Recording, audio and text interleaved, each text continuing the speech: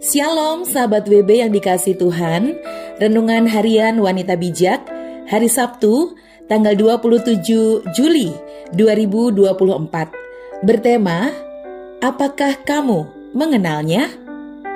Bacaan firman Tuhan dari kitab Bilangan pasal 20 ayat yang kedua sampai dengan ayat yang ke-9.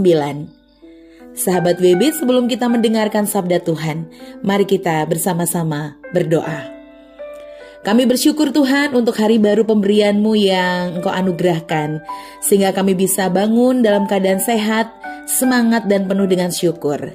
Dan saatnya kami mengisi hari kami untuk mendengarkan sabda-Mu yang penuh kuasa. Kiranya kebenaran firman Tuhan membuat hati kami semakin teguh dan iman kami semakin disegarkan. Di dalam nama Tuhan Yesus kami berdoa. Haleluya. Amin. Baiklah sahabat WB yang terkasih, kita akan membaca kitab Bilangan pasal 20 ayat yang kedua sampai dengan ayat yang ke-9. Demikianlah sabda Tuhan. Dosa Musa dan Harun. Pada suatu kali, ketika tidak ada air bagi umat itu, berkumpullah mereka mengerumuni Musa dan Harun.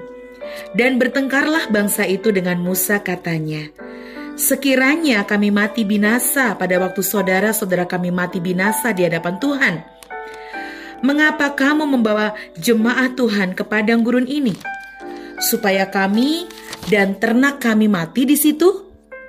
Mengapa kamu memimpin kami keluar dari Mesir untuk membawa kami ke tempat celaka ini, yang bukan tempat menabur, tanpa pohon ara, anggur, dan delima, bahkan air minum pun tidak ada? Maka pergilah Musa dan Harun dari umat itu ke pintu kemah pertemuan, lalu sujud. Kemudian tampaklah kemuliaan Tuhan kepada mereka.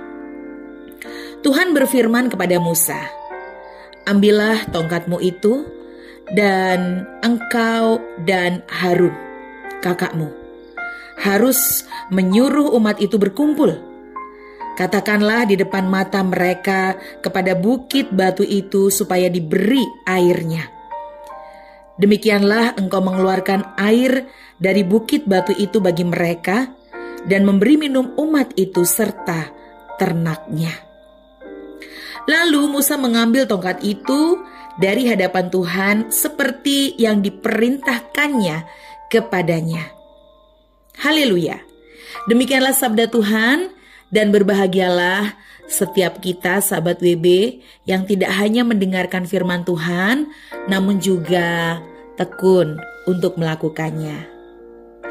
Sahabat WB yang dikasihi Tuhan, setelah kita meneliti, membaca firman Tuhan, lalu sejenak merenungkan dan memahami apa isi hati Tuhan untuk kita hari ini, ada beberapa pertanyaan pembuka. Apa yang bangsa Israel lakukan ketika tidak ada air?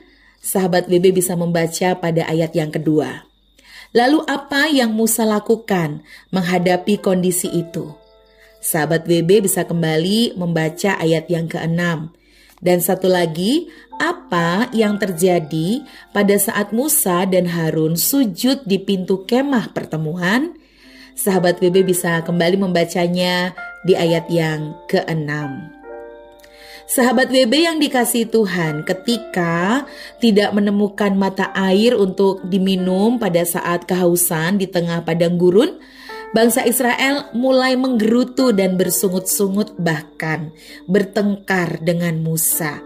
Padahal dalam sepanjang perjalanan mereka di padang gurun, ada begitu banyak mujizat yang dilakukan Tuhan untuk mereka. Terbelahnya air laut di berau, sehingga mereka bisa berjalan dan terhindar dari kejaran tentara Mesir. Kisahnya ada di Keluaran pasal 14. Ayat 21 sampai 22. Kasut mereka yang selama puluhan tahun tidak rusak dan bisa mengikuti pertumbuhan badan mereka. Lalu mana yang diberikan Tuhan setiap pagi sehingga mereka bisa makan. Ada di Mazmur 78 ayat 24. Dan masih banyak lagi mujizat yang terjadi di depan mata mereka, bahkan sejak mereka masih di Mesir.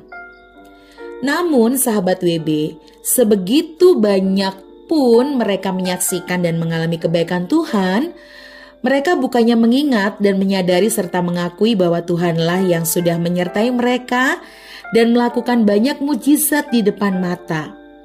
Mereka bersungut-sungut dan malah mempertanyakan Tuhan.